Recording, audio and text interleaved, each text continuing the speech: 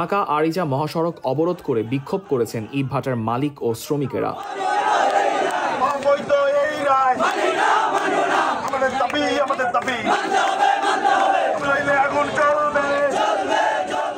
বুধবার সকাল 10টার দিকে ইটভাটা চালু সহ অভিযান বন্ধের দাবিতে মহাসড়কে অবস্থান নেন তারা। এতে মহাসড়কের উভয় পাশে তীব্র যানজটের সৃষ্টি হয়।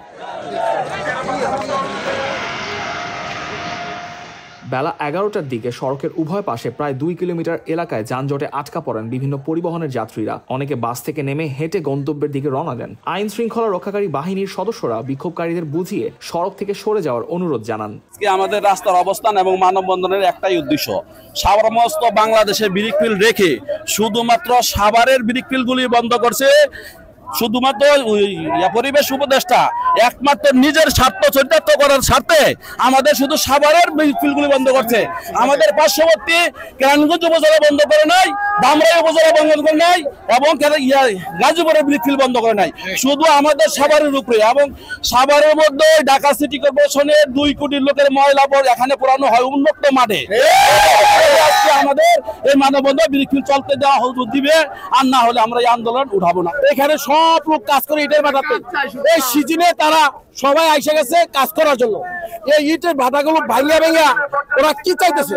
ঢাকা শহরটা যে উন্নত আজকে দেখতেছেন, বড় বড় বিল্ডিং কোথায় থেকে এলো? আজকে থেকে স্বাধীনের আগে থেকে ধরে এসে ইটের ভাটা চলতেছে।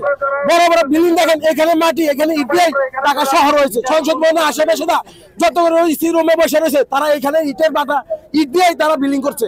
আজকে তারা কেন শ্রমিকের প্যাডেল আসছে দিবে? আমরা শ্রমিকের সর্দার, শ্রমিকের লোক, আমরা এটার জন্য দাবিতে আসছি। সাভার উপজেলাকে ডিগ্রেডেড এয়ারশেড ঘোষণা করে গত 17 আগস্ট পরিবেশ অধিদপ্তর এ সংক্রান্ত একটি পরিপত্র জারি করে। পরিপত্র অনুযায়ী সেপ্টেম্বর থেকে সাভার উপজেলার অন্তর্গত সব ধরনের ইট ভাটায় টানেল ও হাইব্রিড হফম্যান কিলন ছাড়া ইট পোড়ানো সহ ইট প্রস্তুতের কার্যক্রম পরিচালনা নিষিদ্ধ করা হয়। মূলত পরিপত্র জারির পর সেপ্টেম্বর থেকে ইট ভাটাগুলোর বিরুদ্ধে অভিযান শুরু করে পরিবেশ অধিদপ্তর। সাভার হাইওয়ে থানার ভারপ্রাপ্ত কর্মকর্তা OC Saleh Ahmed the Daily স্টারকে বলেন, অনুরোধ জানানোর পরও বিক্ষোভকারীরা না সরলে তাদের ধাওয়া দিয়ে সরিয়ে দেওয়া হয়। পরে তারা সড়ক ছেড়ে দেন।